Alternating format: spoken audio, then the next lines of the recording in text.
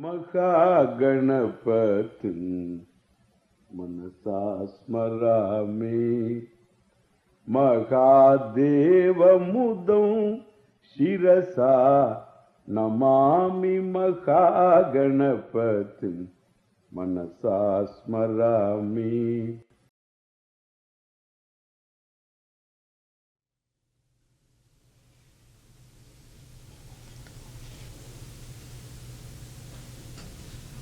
The doership is centered on, of course, I, and centered on the doer are all karakas. When there is an action, just English word you take, any one action, hears, sees, that any action, verb, any verb, it reveals a certain object if the verb is transitive. If it is intransitive, there is no object. He sits. He lies down. He stands. He walks. All these are intransitive verbs, no object. But then there are other questions you ask. Sits means who sits? So you ask question to the verb, where does he sit, etc. You get a few questions answered. So those answered questions are called karakas. Understand? The question and the answered questions are karakas. So there are transitive verbs. He goes to. He goes to what? To the village. So by what does he go? By what means does he go? The general answer is by walk, correct? It is not by walk. Walk is not a vehicle. He doesn't go, he goes walking or he goes on foot, not by walk. Whole India we hear by walk only. I came by walk. Yeah. Then if whole India talks, why do you talk like this? Don't ask me, okay? By walk. I care for all this. There's no by walk. I came by walk, very common. So the by reveals a means. And therefore, so that is a question. By what means you came? Or the person goes. For what purpose does he go? Fourth karaka. By what? Third karaka. To which place? Second karaka. Who? First karaka. From where? The fifth karaka. Then seventh karaka also is there. Sixth one is missing. Seventh karaka. What is that? The seventh karaka is in what? He lives in the city. In which city? He has a problem in his ear. Which ear? In the ear, he has got the earring. Because he wears only one earring, so no problem. Therefore, what I say, so this is called karakas. The sixth case is genitive. So this belongs to Rama. This is Rama's bow. There is no action here. Understand? So except the sixth case, all other cases are called karakas. So even if you call, when you call somebody, A, come here, that A is the object of your calling. And therefore, the nominative is generally, you call that person. Who is that person? Is the Sambodha called Sambuddhihi. There is also, we can include in Karaka. Only the genitive case is not included. Therefore, they are called Karakas. So, if these Karakas are all centered on one Karaka, and that is the subject, the doer. If you do away with the doer, not by doing away, physically doing away with the doer, by making the doer badita. You don't do away with the pot, but you make the pot badita. In your knowledge it is badita. Badita when you say, no change so far, whatsoever in the object, but there is a change in your drishti. So, and the drishti means in your vision, in your understanding, there is a change. And because of the change, the reality that was imputed to pot, so got completely changed. In other words, got badita. And badita means what? As though reality. It became a mithya reality because it has no being without clay. So clay becomes satyam and that becomes mithya. Therefore, when satyam, the Atma, is understood, mithya is included in the satyam, but satyam doesn't include mithya. And therefore, so satya Atma hamasmi, this is mithya bhuta Atma iti. Therefore, all the karakas by prathama karaka upamardhanena, by the negation of this prathama karaka, the first karaka, all the karakas are also taken care of, and therefore there is no karma, there is no karanam, there is no sampradana, there is no purpose, etc.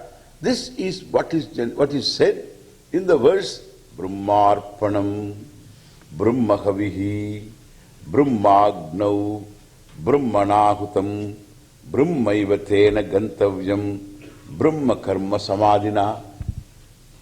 We hear this all the time, In the ashram you hear this. Before food you remember this very well. Brahmarpanam, Brahmahavihi, Brahmagnau. Some people wait for Brahmarpanam to be over. Then only they walk in. But when you walk in little earlier, sometimes you walk in little earlier and you hear this sentence, Brahmarpanam, Brahmahavihi, Brahmagnau. What does it mean? A karma is mentioned here. It's amazing it is. A karma like a ritual. In the ritual there is a turf, fire. The fireplace is there. And then there is somebody who is offering the ritual, and the offering is oblations. The oblations are unto the fire. There is a means of oblation, and there is something offered, something offered unto the fire, which is the oblation. There is a purpose for this. Now, all these are karakas. By whom it is offered? Brahmanahutam. The one who offers is Brahman. It is offered by Brahman. The oblation is offered by Brahman. One action is shown here. Brahmanahutam. By what does he offer? Brahmarpanam. Arpyate anena iti arpanam. So the mantra that he chants also, Agneya Swaha, that mantra is arpanam. And the ladle also is arpanam. So by which he offers that ghee is all arpanam. And therefore that arpanam is not different from Brahman.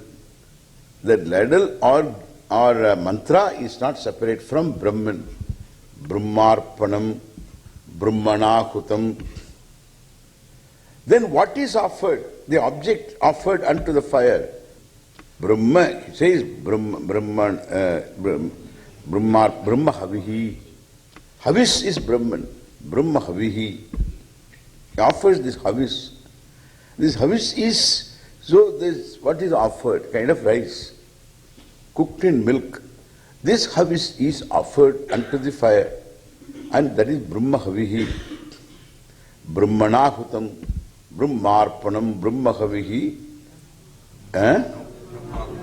Brahmaiva, Brahmanahutam, Brahmagnav, Brahmagnav. Saptami, seventh case. So, seventh case, Brahmagnav, in the fire of Brahman. Understand? Unto the fire, where does he offer? Unto the fire, Brahmagnav, Brahmanahutam. Alright, for what? For what purpose? Brahmaiva tena gantavyam. What is to be gained is Brahman only. What does it mean? There is nothing to gain. There is nothing to lose. Brahmaiva tena gantavyam. Because this person is called Brahma Karma Samadhihi. So this Sarvatra Brahma Darshanameva, all the Karakas are Brahman iti. The one who has got Brahma Darshanam, he is doing the Brahma Karma. He is called Brahma Karma. And therefore, that is Sarvatra Brahma Darshanam is Brahma Karma. And Tasmineva Samahita Buddhihi Yasya Brahma Karma Samadhihi. Samadhina. Brahma Ivatena Gantavyam Brahma Karma Samadhina. Therefore, so this is called Jnanagnihi. This is the knowledge of fire. This Jnanagnihi Basmasat Kurute Arjuna. This knowledge reduces to ashes what? Sarvani Karmani. All karmas. All karmas. All karmas means what? So karmas, sanchita karma. This is one karma. The modern, the Veda introduces the karma as one that really binds you. Because of karma alone, one is born. Because of karma alone, one is reborn. Understand? One is born, one is reborn, and therefore the karma that is standing in the name of this jiva, well, is called sanchita karma. This is the job of Chitragupta. There is a Gupta ji. This Gupta is the greatest accountant, number one CPA, understand? And this person is the original CPA, has got the accounts. All is not even computerized, it is all law. He is the presiding deity of that law. So, you look at Ishvara from the standpoint of that law, we have a name for Ishvara. That one particular aspect is called Devata. These jobs are all available for different people. This is Gupta ji. Then what does he do? He is keeping all these accounts. Sanchita karma is gone. Why? I am not the doer. So it was, the account was in the name of the doer. Understand? In the name of the doer, and the doer is gone, deceased, there is no claimant, and therefore no claimant is possible also. Therefore, like even a person who committed various actions in the dream, wakes up and he finds himself free from all the consequences of the karma phala. That's all what it is. Why? Because when you wake up, you falsify the dreamer. You don't completely falsify yourself. You are still there. I am the one who dreamt. But the doer in the dream is falsified. That superimposition was called, the bluff is called. Therefore, the waker is not responsible. Therefore, you are not accountable. So, understand now, the dreamer is responsible for all the actions done in the dream as long as the dream spell is there. Waking up, the person is free. Same thing happens. Sanchita karma, the fellow is free from sanchita karma. Because door is gone. In fact, Chitragupta makes a sigh of relief. Abba. One karma, one set of karma gone. One fellow is gone. One fellow's karma is gone. One file is closed. Deceased. Sanchita is gone. Look at this, how new karmas getting accrued. And the new karmas all go to the Sanchita alone. In this life, until this fellow comes to know about this, until then he had done a lot. And those punya papa karmas, they are all to be added to the original in suspense account they were there. But they are also, they are also gone.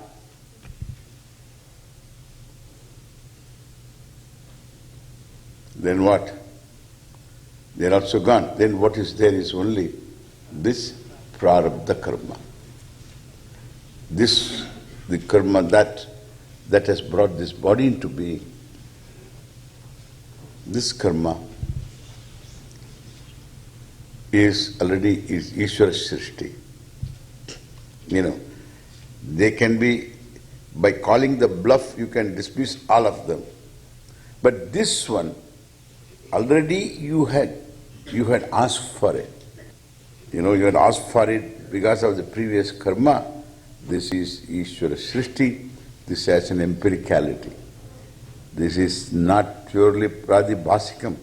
It is not, it is an empiricality. It has already started fructifying, and therefore this will run its course. Thank God this body continues. If it doesn't continue, there will be no teacher, I tell you. If this body also disappears in the wake of knowledge, there will be no teacher. This body is, this is like even Mukta Ishu, like even the released arrow. So this has already begun fructifying, and therefore, so this will run its course. It's not a problem. From the standpoint of the Atma, it is free from all karmas, all the three. Understand? All the three. From the standpoint of this body, then there is prarabdha karma alone. Because they are all waiting for new bodies. New bodies cannot come because Mr. So-and-so is not there. And the old body that has fructified will continue. So this is called, this avastha is called Jivan Muktihi. He is the person who becomes the teacher. Tad viddhi pranipadena pariprasnena sevaya upadekshanti te jnanam jnaninaha tattvadarshinaha. And therefore go to the teacher. And this is the person who is the teacher, who is in the tradition of teaching, who knows the method of teaching. It is like therapy. It is not by book reading you never become a therapist. You have to subject yourself to therapy. Then only you know what therapy is. You can read 1 million books. It doesn't make, you will be more confused, that's all. Every book you read and symptoms are there, you will think you have all the symptoms. And therefore, these books do not really deliver the goods. They can inspire you perhaps to give an idea to pursue therapy. The therapy is, it is a method. It is a method. You get to have a certain say over your emotions. That to reach there, you require to spend hours of a specialist, hours with a specialist on the couch. And so too, this is a super therapy. Understand? This is further. So this therapy is, you are not this, what do you think you are, is true. We have to say, validate that. It is true from one standpoint, but really it is not true. This is what we have to keep saying. And therefore, there are so many confusions about oneself. We can't even perhaps know these conclusions are hiding in yourself. With reference to that I am, my upadhi is no good. You know what I say? Sometimes we use this word. This Atma is Satchidananda. Upadhis differ. Mind is upadhi, body is upadhi. Different upadhis are there. Upadhis differ. Now the person comes and tells, I tell this so that I can make you feel, that make you see that you are free from the limitations of the upadhi.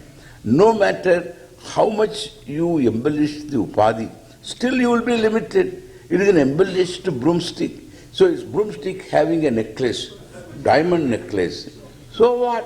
It's a broomstick. And similarly here, so this embellished upadhi is the same upadhi limited alone. All this I tell so that the fellow will have this knowledge that I am free in spite of the upadhi limitations. Then they present the whole problem a little differently. This is called informed presentation of the problem.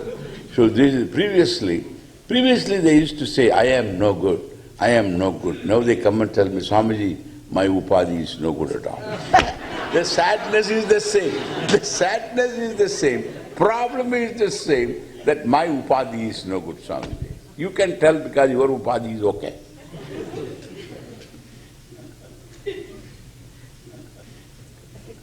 But I can't tell that. But I am different. You are different. And my upadhi is no good. Therefore, anything you say, they convert it into a problem and then present it in a sophisticated way. This is called Vedantic foolishness. Understand? And therefore, so after study of Vedanta, you present the same thing in a Vedantic way. Upadhi is not meant for complaining. Upadhi is to solve the problem. Upadhi is mithya. You can't say, my upadhi is bad, therefore I am bad. You can't say that. Therefore, upadhi is upadhi. It is limited. No matter what you do, it is limited. How much you accomplish, it is still limited. And therefore, I am free from the limitation of the upadhi. Thank God there is an upadhi so that you can do something. Here, this is what they call Jivan Muktihi. And therefore, so Lord Krishna says, you go to a teacher, tadvidhi pranipatena, pariprashnena sevaya, ask proper questions, do serve, and then upadekshantite jnanam, they will teach you. There is no reason why they should not teach you. Jnaninaha tattvadarshinaha, those who know, and also those who know the Shastra, and those who know the method of, there's a method about this, and this method of the method of teaching involved, and those who can handle this method, not only know, but they handle the method, they are called Shrotriyaha. And of course what they teach, they know. They're supposed to know. You can never conclude whether they know or not unless you expose themselves and then see. If they can make you see, they see. Jnaninaha tattu darshinaha. And therefore, tad buddhayaha tadatmanaha tannishtaha tat parayanaha gacchantya punaravrittim jnana nirdhuta kalmashaha. They're all beautiful verses. Tad buddhayaha tadatmanaha. Their buddhi is in this vastu, tasmin brahmani eva brahmatmani eva buddhi yesham te tad buddhayaha tadatmanaha.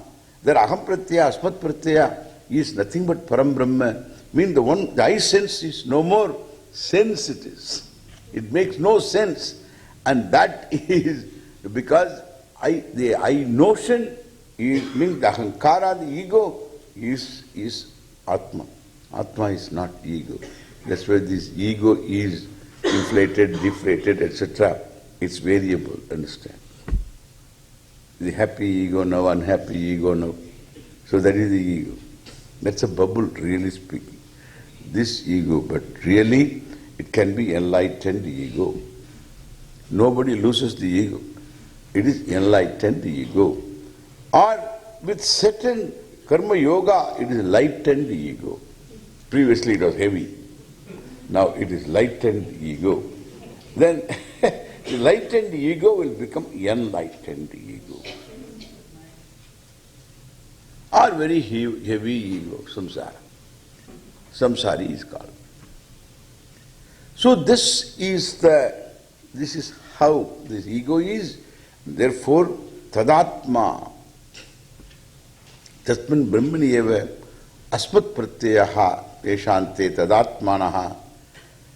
And the sthiti, they are never away from that any time, because it is not a question of memory to lose it. You can't lose it. If you don't have the notion, if you don't have the wrong notion about yourself, means your ignorance is not there, then how can you forget this? You cannot, there is no forgetting, because it is not a matter of memory, it's me. I have no more that confusion. Therefore, tannishtaha tatparayana, they don't have anything else to accomplish also. And such people do not come back. Gacchantya punaravrittim jnanena nirdhuta kalmashaha. They are people who have by knowledge all the kalmashas, all their purities, impurities, papa, etc., all punya, papa, all gone. There is no more karma left over. Until the body is here, it is there, it's gone. There is nobody to come back. Then there is a problem. Swamiji, will I decimate myself? I don't like that. I want to come back. I thought you say that we'll come back. Hey, you are Ishvara. You are Ishvara. There is no decimation. There is no decimation. There is only Satchidananda Atma. It always is Ishvara. Therefore, you are not separate anymore from Ishvara. You are Ishvara. Not that you are in Ishvara like amoebas in you. It is not. So that is all devotees' problem. The devotees all join, this is called Sayujyam. The devotees go to the Lord Vishnu and become, this is called Salokya, very near, within the scope of visual perception. Bhagavan dekhta hai, udhar hai, he is there, dekhta hai, it's called Salokya. Then you go very near, abhi pura dekhta hai, Samipya. You see Bhagavan very near, Samipya. Then afterwards, Sayujya. You retain your individuality and you remain within Ishvara. Like what, sir? Like amoebas in your stomach. The amoebas in your stomach. So, like amoebas in my stomach, yes. All the devotees are like amoebas in the stomach. That means what? And Ishvara will have devotitis.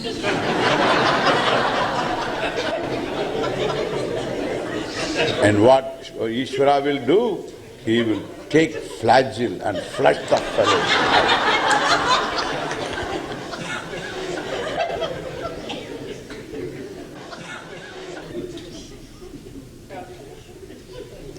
It's all silly.